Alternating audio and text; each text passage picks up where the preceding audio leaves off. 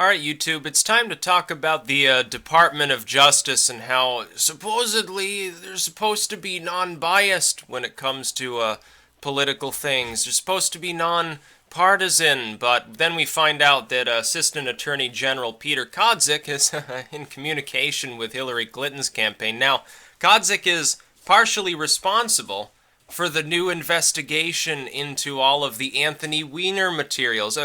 I think we might have just uncovered a conflict of interest here. Now, Wikileaks was instrumental in earlier dumping this, said, oh yeah, here's an email for you, you can read it in the description, showing Kadzik openly in communication with like Podesta and all of these others, letting them know sort of what was going to happen with the first round of the investigation some time ago. So, is Peter Kadzik going to give little like tips and handouts of information to Hillary Clinton's campaign in regards to this new revelation that's coming through? Again, Anthony Weiner's device under a totally separate warrant. They found material pertinent to the Hillary investigation, had to get a new warrant to actually make use of it. They could read through it because it was on a device covered under their first warrant, but they couldn't do much with it. Now, Huma Abedin is probably, at some point, is she going to tell all? Is she going to take like an immunity deal, say, fuck this shit, I'm going to tell them what I know because I don't want to go to prison because I have a fucking retard pervert husband and a crazy boss lady who yells at me and throws things at Secret Service agents' heads or something like that? Time will tell, I suppose, but it's not looking good for the Department of Justice. One of the things that people speculated the first time around is that Comey wanted to indict Hillary Clinton, and it was Loretta Lynch. It was the Department of Justice, essentially, who squashed the idea, basically using the excuse, oh, well, there was no ill intent involved. Well, intent doesn't actually enter into it. People pointed this out at the time. You don't need intent. Simply having the classified information improperly stored, especially if it's being transmitted improperly, is itself a federal crime. Hillary Clinton is guilty, provably, of that crime. The FBI didn't say, oh, she's innocent of wrongdoing. They simply said, we declined to charge her because we didn't find intent. And at the time, the additional excuse of, well, at the same time, we don't think that we have evidence that the systems were compromised. You know, they were attacked 10 times and improperly secured, but we have no evidence whatsoever that this material was taken, that it was stolen in some way. You know, that's a pile of crap. It's obviously bullshit. Any state or non-state actor could have penetrated that system, and because it was so insecure, they wouldn't have left very much of a trail for the FBI to find necessarily cracking such a system if it's poorly secured in general. You know, it's like the DNC systems. Everything under the sun from them could be accessed if you just knew the password, which is pretty goofy since the password was Obama08. It didn't take a genius, I think, to figure out what the password was.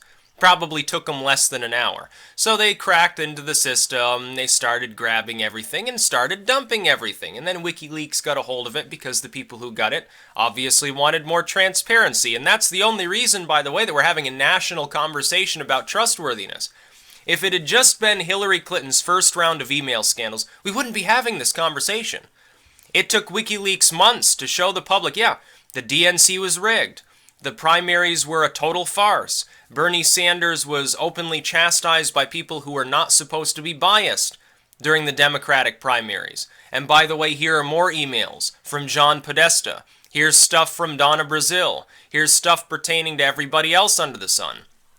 Project Veritas gets involved. Democratic donors are calling black people Sonder commandos behind the scenes. Now, if they vote Republican, oh, they're fucked up in the head, in his own words. They're organizing violence at Trump rallies. They're violating campaign laws. They're at least attempting on a statewide level to rig the election. We know all of this stuff because of whistleblowers, because of leakers. We don't know it because the Clinton campaign told us, or because the government conducted a fair, thorough investigation of what the hell is going on in this country and they divulged it. No, we had to have a bunch of 400-pound hackers grab up this incriminating material and leak it to the public, in many cases. And then spurred on by that, people conducted an actual journalistic investigation into the Clinton campaign because the legacy media is no longer willing to expend the effort required to do so. That's why we know so much about what's going on in this election. But Peter Kadzik, friend of John Podesta, one of the chairs of Clinton's campaign, one of her higher-up staffers, somebody who still hasn't, withdrawn from his public persona, despite the fact that everything he ever sent or received is being dumped daily on Wikileaks. Actually, it's slightly fantastical. I would think any normal, sane individual would have cut their losses and said, oh, I'm out of this shit. But instead he just claims, oh, it's Russia, so I'm going to stay on and keep talking here as though it's going to do me any good. We find out that this person, who's a higher up within the Department of Justice, is directly coordinating with the Hillary Clinton campaign, in involvement with an ongoing investigation at the time, no less, is a friend of John Podesta, a bosom buddy, you could say. How can he help conduct an impartial investigation? If we get in the next week word from the FBI, oh, no new significant info was found, it was all just a fluke. You know what will have happened? It was Loretta Lynch and Peter Kadzik who weighed in on the issue. Through Comey. Not Comey himself. I think he wants to indict. I think he knows how bad the info really is.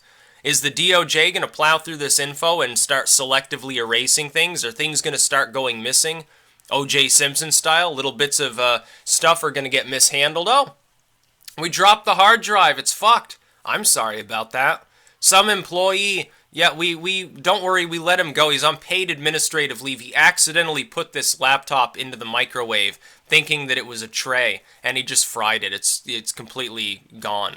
Are we going to find out that something like that happened down the road? Probably. I wouldn't put it past them. You've got a friend of John Podesta who apparently is in league, literally, with the Clinton campaign on the investigation into what the Clinton campaign might have done wrong. It's a conflict of interest of the highest order. The only thing that would be worse than this is if Loretta Lynch were found to be in direct coordination on the first round of the investigation, which of course we don't have evidence of. But for someone who's, maybe one rung below Loretta Lynch herself to be doing so, that's concerning. The plot thickens and the fire rises, I suppose, on this really warped email investigation. It gets more and more confusing and convoluted and strange by the day, to the point where it's almost a microcosm of the chaos in the election. Only at this point, in the course of only a few days, it's gotten even stranger than everything else that we've seen in the whole season. That's about all. Peace out.